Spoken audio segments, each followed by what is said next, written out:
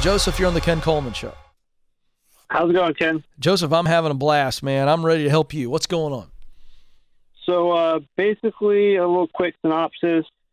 I'm 25. I've been working construction since out of high school. I didn't go to college. I do work for my dad or my friend's dad and his partner. I've been working for them, and they want to retire in about 5-10 years, and they're looking for me basically to buy them out. And I'm not sure what that looks like to buy out a company. Okay. I'm making good money, but the problem is I don't want to live in California, I don't think. Yeah. And I do like doing construction. I like hands-on work. I like being outdoors. But I've also always dreamt of doing, like, drifting. I love cars. I love going fast. I mean, it may sound like a dream, but I've always thought about, drifting would be cool. But the problem with drifting is there's not a lot of money to be made in that industry. All right. You threw a lot at me, okay, which is great. So I'm going to walk you through what you just kind of threw at me. Okay. Because you do not want to live in California for all the reasons that you have, and those are legit, I'm sure. I'm not even questioning those. The answer is no to buying this company. Mm-hmm. Because what you would be buying in a construction company, you're essentially buying the name, the reputation, maybe some customers. And for a guy who doesn't want to live in California, you should not consider buying a construction company that is in California. So that is thanks, guys. I really appreciate that. I'm going to pass because I don't think that's a part of my big plan. That's all you got to say. Okay. So that's that. The fact that you want to get into cars and drifting cars specifically, but it's not going to pay very well, means that that's a hobby. And I love hobby. Yeah. I love hobby level passions, but we're talking about work passion, and that's a hobby level. And I think that that's great. And if you go kill it, and maybe you start your own construction company in the state you want to live in with all that experience, the fact that you love construction, the fact that you are definitely a mechanically, if we think of building and fixing cars, those are all in the same bucket of the way your brain works, right? You're good with your brain and your hands. You can see what needs to be done, and then you have the ability to do it. You understand what I'm saying? Yeah. So you are mechanical in nature on some level. That's a talent. And I think you enjoy doing that type of fixing, building, creative mechanical work. Is that true? That's true. I just feel like where I'm at now, I have a good opportunity to jump into some good money in the next 5-10 years. Okay, but how does that square with living in California? So if you say to me, Ken, I really want to stay in construction, and I can make really good money in 5 to 10 years, I would say you can do that in another state working for another construction company, or, getting in it and getting established in the construction work in another state where you want to live, and then getting to a point where eventually you start your own construction company after you've been making good money for a while. And oh, by the way, you're doing it cash, no debt, and you buy your first little drifting car and you start messing around with that. Yeah. But what you have done is you're saying, but Ken, and I'm going, well, great. If you want to buy the company, we can talk through that and whether or not that's a good idea, and I can give you advice on that. But you told me I don't want to live in California. So why would we consider buying a company to make really good money in a place I don't want to live? That's true. I know. So let's fast forward for a second. Forget this particular opportunity. It's not the only opportunity. You are essentially saying to me, this is my only opportunity to make good money in construction, Ken. But that's not true, is it? No. You got some great experience, don't you? Yeah, I believe so. Are you married, single? What's your relationship status? It's just me and my girlfriend, and we're also planning on in the future opening maybe like a nonprofit animal sanctuary because she loves animals.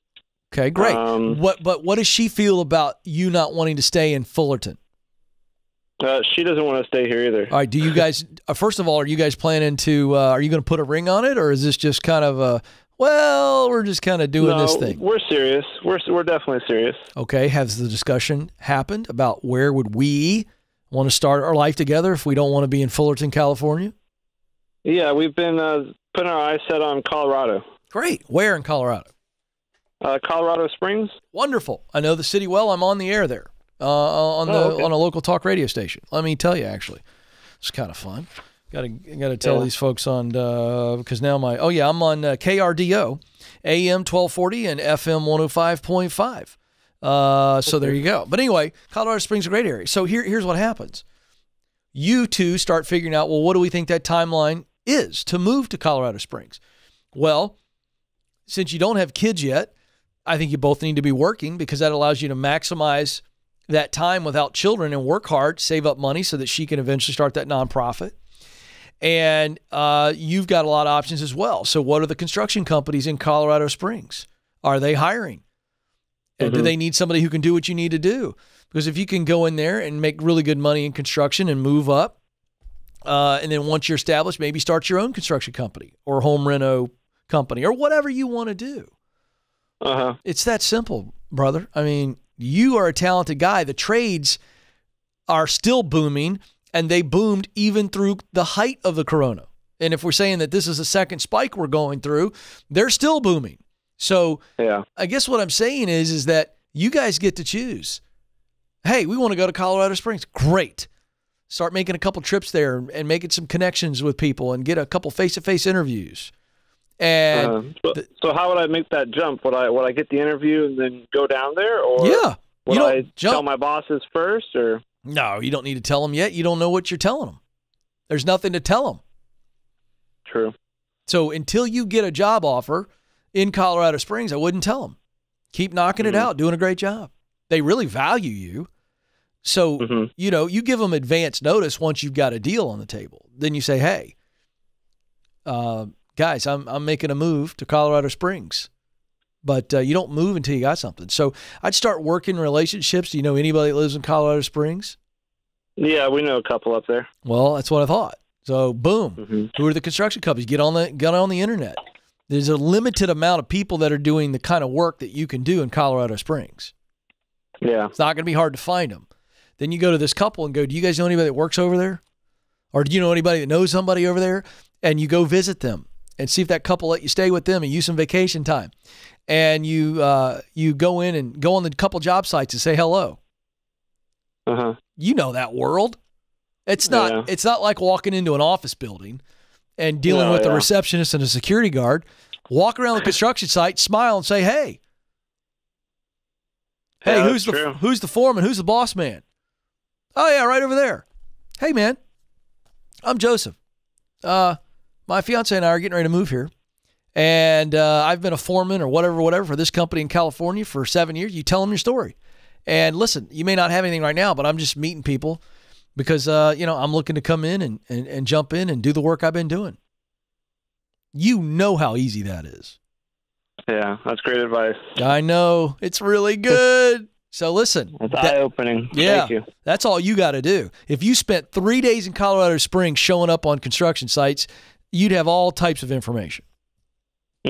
So you've got a lot to offer, and you need to get your chin up and your chest out on that deal, and you know exactly how to do this. So go do it.